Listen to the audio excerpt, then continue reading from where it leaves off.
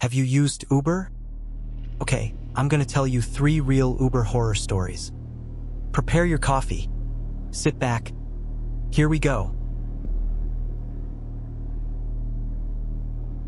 When this incident occurred in 2021, I was working as a full-time Uber driver. There are many visitors in the area where I reside, particularly in the summer. Ride-sharing jobs might pay well if you're a reliable person. I was employed primarily at night. At about 1:30 in the morning, when the population was quite typical for a Saturday night, I had just dropped off many people. This is partly because I'm a night owl and partly because there's less traffic and more tips from inebriated patrons returning from bars. I was relieved to hear a request that seemed more composed because the college students in the rear of my car were always shouting. A little side street off of Chris's name was the pickup spot. The strange thing was that the pin was in a strange spot downtown. Not close to any clubs or flats, more like the rear lot of an old strip mall, but I assumed it may just be a malfunctioning GPS marker. Occasionally, I drive by and see a man standing in the corner, staring down at his phone, wearing jeans and a sweater. When I arrived, I identified myself as Chris. He nodded and, without a word, moved to the back. He seemed sober and peaceful, and he didn't slur his words or smell like he was drunk. When I asked him about his night, he didn't say hello or answer. I didn't give it much thought because some people are simply not talkers. The journey started, and the drop-off was 25 minutes away in a suburban area I had maybe been once or twice before. The problem was that it was dark outside, somewhat remote, and in some places there were no street lights. I saw that Chris had his phone out around 5 minutes into the journey, but he was holding it flat on his lap while using the flashlight. Instead of texting or calling anybody, he was just flashing the beam. "Everything all right back there?" I leaned slightly closer to my seat and asked him, half-jokingly. He just replied, "Yeah." The flashlight was turned off after that. For the next 20 minutes, the only sounds in the car were the engine and an odd tension that was growing inside. I'm not sure how to put it, but there was something strange about this individual. Not scary, but unnerving, like he wasn't there. I found the home using the GPS after we arrived, but when we pulled up, I saw that it was completely dark, with no lights inside or on the porch. "Is this the right location?" I asked. Chris simply sat there without responding, so I turned to face him. I said it again, a bit louder. "Hey, is this it?" He looked away from me, out the window. I said it again. After a while, he nodded at last, so I parked the car. "Have a good day," I remarked. "Good night." He simply sat there without moving. So I inquired once again, "Are you good?" He at last grabbed the handle and departed without closing the door. I waited for a few seconds, 20, and finally a full minute as he simply remained outside the car, facing the home with the door open. He turned around as I was ready to say anything, looked at me through the open door, and said, "I need to go back." I responded, blinking, "Back where? Where you picked me up?" Since it was a 25-minute drive and I couldn't just cancel the trip, I was at a loss for words as he talked in a flat, emotionless tone. When I informed him that he would need to find another way to get back, he just looked at me and begged me, "Please, I have to go back." I reminded him, "You need to request it through the app." Then he said something that sent shivers down my spine. "I can't. They're not gone yet." I was limited to saying, "Who's not gone?" When I noticed that he was breathing heavily, I got quite uncomfortable and said, "Look, I can't just start a new ride unless you request it." He just remained there with the door open without answering. Despite the fact that it was pitch black and seemed empty, he kept staring, then slowly retreated and shut the door. I waited until he got to the porch before I got out, and the trip ended as soon as I turned the corner. I opened the app and started walking back downtown. I stopped up at a 24-hour gas station a little distance later to use the bathroom and get myself a drink. I felt like my brain had short-circuited when I got back to my car and saw Chris sitting in the back seat with the same hoodie and look. Even though I had believed I had locked the doors before getting inside. After parking at the building's side, I entered and left after about 4 minutes. I opened the door on the driver's side and, as I cautiously made my way back inside, I saw him in the mirror. "How did you get back in?" When I asked, all he said was, "Take me back." I said, "I'm calling the cops," and reached for my phone. "They're still in the house," he said, drawing closer until I could hear his breath. For some reason, I didn't call the cops. "Whose house is that?" I inquired, playing along because it seemed like he was having some kind of episode. His words were, "My parents." "Not anymore," he said when I asked if he was still residing there. The hair on my neck stood up, so I started to drive gently back to where I had picked him up. Everything in me told me not to, but as we drew nearer, I couldn't think of anything else to do. He started to sway a little in the rear seat and breathe more heavily. He muttered, "They're still there. They won't leave no matter what I do." Again. There were still no lights on and no signs that someone lived there when we got to the house. Without a word, he exited and went to the front door, where he stayed for approximately 30 seconds, until he pulled away again. I drove 3 blocks, parked under a streetlight, and sat there for 10 minutes trying to understand what had occurred. I considered contacting the police, but what would I say? A guy got into my car multiple times and spoke odd things? I didn't sleep that night and merely drove home since, as far as I knew, there was no crime. Since I believe the man may have been mentally ill and in need of help, I regret not calling the police when I reported the ride to Uber the next day. I'm not sure if that house was really his parents or if he was just having a manic episode, but I hope he didn't injure anyone. As an 18-year-old woman living alone in my apartment with my dog about 8 miles out of town, getting food deliveries might be difficult at times. I never thought Uber Eats would be terrible. You hear stories, but you never think you'll actually encounter them. That's what I thought, however, on Friday night when I was cleaning my apartment. Since my boyfriend and I live far away and only see each other on the weekends, I normally attempt to tidy my flat before he comes over. After cleaning for approximately 2 hours on Saturday, I ordered lunch since I was hungry and didn't want to dirty any dishes because it was beyond 6 p.m. I chose contactless delivery. I was watching TV in my living room when I received the signal that my dinner had been delivered.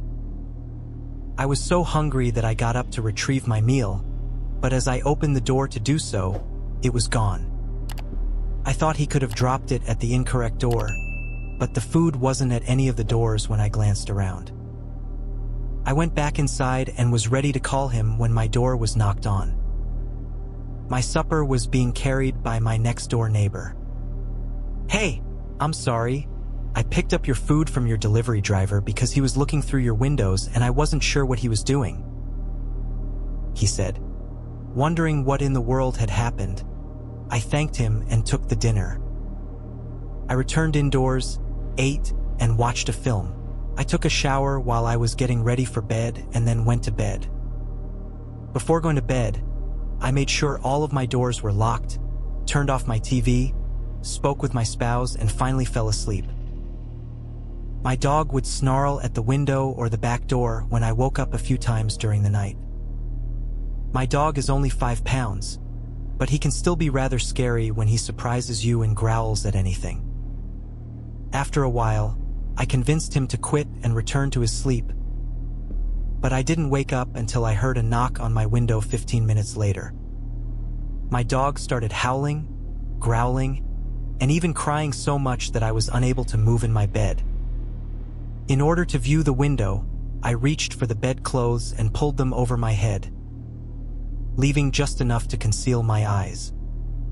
I then mumbled into the phone as I called the cops. My window didn't lock, so I politely told the operator that someone was in my backyard and that it was just pushed up. She told me to relocate to a different room since the police would be coming to my apartment soon. I hurried to my kitchen and snatched up a knife, wondering if I would see red and blue lights or hear sirens. My supper had been brought by Uber, and I never imagined that when I looked out my kitchen window after what seemed like an eternity, I would see the driver's car parked across the street. There is a sizable open field to the left of my apartment's entrance, where trailers are parked and dogs are allowed to run. Since he was parked there and I couldn't see anyone inside the car, I figured he was in my backyard. When the police finally showed up, I was sobbing and shaking so much that I was unable to talk. One officer listened to my explanation of the circumstances, while the other went to view my backyard. The bedroom window is back there. The two cops came back and started talking to the one I was speaking to, telling her that there were footprints in my backyard, which was quite muddy because it had just rained the previous evening. That made me nervous. Not only because that's not what you want to hear, but also because he wasn't in his car when the other officer, who had gone to check it, saw that it was still in the field. Furthermore, my neighbor, who was not in his car after being detained by the police, stepped outside to ask what was happening. He described how he had picked up my meal earlier that day and offered to let me spend the night at his apartment if it would help me feel better after the cops explained what was happening to him. Strangely enough, I turned down the offer, and when the cops had all gone, I went back to my flat. I took a few hours to unwind before bed since I believed it was all done. But around 2 in the morning, I heard cops banging on my front door. There's no way this is happening right now, I thought, so I stood up and, terrified, opened it. It was the same woman I had talked to earlier, and she told me that they had secretly stayed at my apartment to watch that person.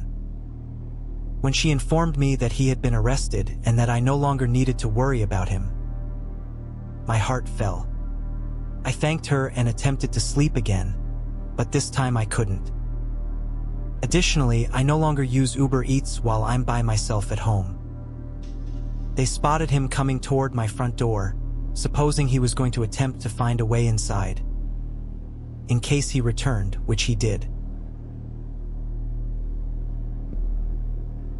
I was seeing my fiancée, Sarah, in Washington while on some sort of vacation when I was 26. For the sake of the narrative, I was there for her graduation ceremony, which was a significant occasion for her basic training. When she asked me to join her family, I said, "Why not?" and purchased airline tickets to be there a week early and spend some time with her by myself. She used to spend her time entertaining her entire family. She stayed with me at my hotel throughout that time, and when we did decide to go, we wanted to see some of Washington's historical monuments. Since I had never been there before, I found the notion intriguing, and we made the decision to give it a try after arriving. It was a thrilling and enjoyable experience for me to visit the Lincoln Memorial, the Washington Monument, the Capitol, and even the White House during our 4-hour journey because I had missed a high school field trip. At the time, Sarah appeared to enjoy my curiosity in these places. And we had a good time till we decided we could take it no more and were prepared to return to the motel. We used the Uber app to seek transportation. Since we had already used it to get there without any issues, we made the decision to utilize it once again on the way back. While I waited in the shade, Sarah made the request on her phone. All of the walking was causing pain in my body. I'm ready to return to the hotel and have a long nap. Sarah told me it was a car since it would stop on its own and it wasn't a parking lot or the place they were standing. After 10 minutes or so of waiting, a car eventually pulled over in front of us on the side of the road. I stood up and followed her as she opened the back door and got into the car. Together with Uber for Sarah? The man said. I followed him to the car and closed the door after he gave me a little silent nod. In retrospect, I realize how stupid we were to do that. We should have asked for the driver's identity and confirmed that the car on the app was the same one. But since we made the request on our phones, I was unable to access any of those details. I didn't think about doing any of it at the time. We were seated in a gray minivan, and the driver said nothing. This guy just nodded when Sarah asked whether we had an Uber, which surprised me a little because most drivers I've ever had would have at least said hello or checked my name when I got in. He then drove away without saying anything to either of us, which I thought was strange, but I was too exhausted to. I immediately flung my head back and closed my eyes, not wanting to speak to the man. After the 5-minute drive, I opened my eyes to see that he wasn't. I wondered why he was anxious because I could see from the expression on his face that he was talking to me. I instantly understood when he pointed to his phone, which displayed the path Uber would follow to return us to our hotel. Sarah's face turned white as soon as her phone alerted her that our Uber had arrived and that the driver had messaged her to ask where we were, as the path we had intended to follow was really the complete opposite. When I realized how foolish I had been for not glancing at the car and the driver, we both took a step forward. When I saw that the driver's photo on Sarah's phone did not match the one on the app, I knew we had put ourselves in a tight spot. I leaned forward and told the driver we had changed our minds and that we would be okay just from where we were going to be brought out. This was an attempt to get out of a situation without frightening the man. I gave the driver a quick glance, but I said nothing since, to be honest, I didn't want to find out what this man was capable of or what his objectives were. We knew that when he looked at me in the rearview mirror, it was the first time he had truly acknowledged me since we got in the car. He gazed at me for what felt like minutes, but was really just 10 seconds, and I captured his attention. As if nothing had been spoken, he drove on without stopping. Even though I knew what this man had in store for us, and it wasn't good and my patience had run out, he responded to me and continued driving as like nothing had been said. The only thing that came to me at the moment was my knife, so I pulled it out of my pocket. I turned the knife and notified the driver without more delay. I know you're not our Uber driver. I don't know what your plan is here or what you want to do to us, but I have a knife, and if you don't pull this car right now, I'm not going to. Use it. I knew the driver could see the knife when his gaze swiftly returned to me in the rearview mirror. He came up to the car rapidly, and I heard the doors open while I was holding on to the car. Sarah and I wasted no time getting out of the car as quickly as possible, but the man left as soon as we were outside, and we stopped to gather ourselves since Sarah was having a panic attack and I was still trying to process what had happened. With haste, Sarah took out her phone, called our actual Uber driver, gave him our details, and asked if he could come retrieve us. When the actual driver finally showed up a little while later, we were certain that it was the right one. Since Uber was a simple method to find numerous visitors and those who weren't from the region wouldn't think twice about getting in a car believing it was merely a lift, he told us that there had been a number of persons acting as drivers in the area recently. He muttered something that chilled my blood after we told him everything that had transpired. We returned to the motel without incident since I was armed, and I phoned the police right away. We gave the best description of the man and the car that any of us could, and when the police came with any information we never heard back, so I guess the person was never caught or found. He told us that although it appears that many Uber users get lost, we were lucky to notice and that we weren't too far from the place where we were picked up. I became aware of how foolish we both were when I learned that he may still be causing harm to others. We made the serious mistake of simply jumping into the car without checking to see whose it was. After hosting a party at my house for more than 2 weeks, I was holding a drink and gazing out the window when an Uber arrived at our door. I assumed that one of the visitors had phoned to go. Then I noticed that man as the car's dark windshield opened. He was observing me. My eyes widened, and my blood froze at the same time. The man slammed the glass and sped off. So have you ever been to a shopping mall? You'd better check out this video before you go.